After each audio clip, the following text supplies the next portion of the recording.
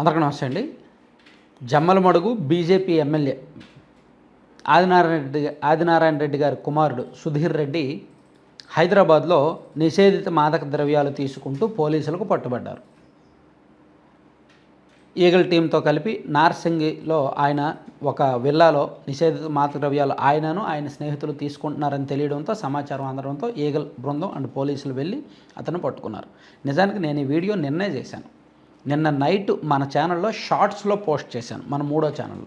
కానీ ఈ సబ్జెక్ట్ మీద నేను వీడియో చేయలేదని చాలామంది అడుగుతున్నారు కాబట్టి మళ్ళీ చేయాల్సి వస్తుంది. ఈ సబ్జెక్ట్ మీద నేను కొన్ని షార్ట్స్ చేస్తున్నాను అన్నమాట ఈ మధ్య. సో మీకు కావాలంటే షార్ట్స్లో, అంటే చిన్న ఇష్యూస్ అన్నీ కూడా షార్ట్స్లో చేస్తున్నాను. సరే, ఎనీవే కొంచెం క్లియర్గా అనలైజ్ చేద్దాం ఈ సబ్జెక్ట్ గురించి. Actually BJP MLA Adinarayana Reddy గారి కుమారుడు, చెప్పాను కదా, ఆయన గతంలో టీడీపీలో ఉన్నారు, అంతకుముందు వైసీపీలో ఉన్నారు, మంత్రిగా కూడా పనిచేశారు, సీనియర్ పొలిటీషియను. దురదృష్టవశాత్తు ఏంటో మరి మన పొలిటీషియన్ల పిల్లలకి, సినిమా సెలబ్రిటీలకి అండ్ మీడియాలో పెద్ద స్థాయిలో ఉన్న పిల్లలకి వాళ్ళ పిల్లల్ని ఎలా పెంచాలో తెలియట్లేదు వీళ్ళకి. నిషేధిత మాదకద్రవ్యాలు లేదా ఏదో ఒక బ్యాడ్ కల్చర్కి అలవాటు చేసేస్తున్నారు. అంటే వాళ్ళు షార్ట్కట్లో అధికారం వచ్చేసరికి, డబ్బులు వస్తున్నసరికి ఏం చేయాలో, ఎలా సద్వినియోగం చేసుకోవాలో తెలియట్లా, మత్తుకు బానిసలు అవుతున్నారు. సో ఇది మంచి కల్చర్ కాదు. ఎందుకంటే పబ్లిక్ లైఫ్లో ఉన్నప్పుడు ఏదైనా సరే మీరు 10 రూపాయలు విలువైన తప్పు చేస్తే అది 100 రూపాయలు విలువైనదిగా బయటకు వెళ్తుంది.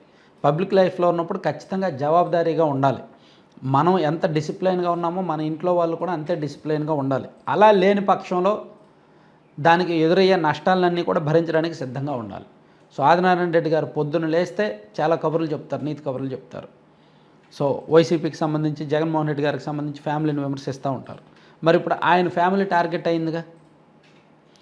సో ఇక్కడ సినిమా వాళ్ళు, అంటే రాజకీయ నాయకులు పిల్లలు కొంతమంది బయటకు రాని వాళ్ళు చాలామంది ఉన్నారు. ఇప్పుడు ఈయన విషయం బయటకు వచ్చింది కాబట్టి, ఆయన కుమారుడు ఎలా అని బయటకు వచ్చింది కాబట్టి చెప్పుకుంటున్నాం.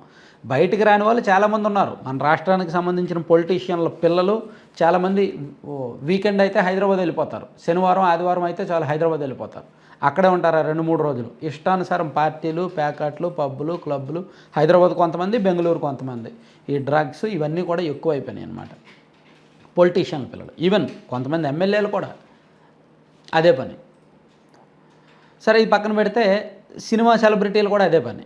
అంటే సెలబ్రిటీ హోదా వచ్చిన తర్వాత వాళ్ళకి మంచి చెడు తెలియట్లా, ఎంత జాగ్రత్తగా ఉండాలనేది తెలియట్లా. అరే మనల్ని కొంతమంది మనల్ని చూస్తారు, మనల్ని ఫాలో అవుతారు, మనల్ని ప్రశ్నిస్తారు, మనం చాలామందికి జవాబుదారీగా ఉన్నామనేది ఆలోచించట్లా, ఇష్టం వచ్చినట్టు చేస్తున్నారనమాట. సో పైగా ఇక్కడ ఇంకో ట్విస్ట్ ఏంటంటే, ఆదినారాయణ రెడ్డి గారి కుమారుడు సుధీర్ రెడ్డి ఫస్ట్ టైం కాదు, గతంలో కూడా 2 సార్లు దొరికాడు. నిన్న దొరికిన తర్వాత పోలీసుల మీదకే, మా ఫాదర్ ఎమ్మెల్యే, మీ సంగతి చెప్తా. ఏంటి ఫాదర్ ఎమ్మెల్యే అయితే ఏముంది, మీడియా అన్ని మీడియాల్లో వస్తుంది. మీ ఫాదర్ ఎమ్మెల్యే అయితే మీడియాలో ఆగుతాయా? మీ ఫాదర్ ఎమ్మెల్యే అయితే పోలీసులు ఆపారా? సో ఇక్కడ దొరికిపోయిన తర్వాత ఇంకా ఎంత పవర్ యూజ్ చేసినా ఉపయోగం ఉండదు. విషయం బయటకు వచ్చేసిన తర్వాత, విషయం బయటకు రాకముందు మీరు ఏదైనా చెప్పొచ్చు, ఎంతైనా కవర్ చేసుకోవచ్చు. చెప్పాను కదా, దొరకకపోతే దొరికితే దొంగ, మాటలు కాయాల్సిందే, విమర్శలు ఎదుర్కోవాల్సిందే. సో ఇది హైదరాబాదు, బెంగళూరులో ఈ కల్చర్ ఎక్కువైపోయింది. హైదరాబాద్లో అయితే పర్టికులర్గా కొంతమంది మన మెయిన్ స్ట్రీమ్ మీడియాలో, మనకి ఇప్పుడు మెయిన్ స్ట్రీమ్లో కొన్ని ఛానల్స్ ఉన్నాయా, టాప్ 5 ఛానల్స్లో ఒక ఛానల్ అధినేతే ఈ డ్రగ్స్ బిజినెస్ చేస్తున్నారంట హైదరాబాద్లో. అది ఒక, అంటే భయం ఏంటది, విస్తుగొలిపే అంశం అనమాట, షాకింగ్ ఫ్యాక్ట్. అది ఒక మీడియా అధినేత చేస్తున్నారనేది ఒక టాక్. ఈ అంశాన్ని మరో మీడియా బయటపెట్టింది. యాక్చువల్లీ ఈ అంశాన్ని వాళ్ళ గిట్టని మరో మీడియా ఫస్ట్ పేజీలో రాశారు, కానీ ఆ తర్వాత వాళ్ళిద్దరికి మధ్య కాంప్రమైజ్ అవ్వడంతో వదిలేశారు.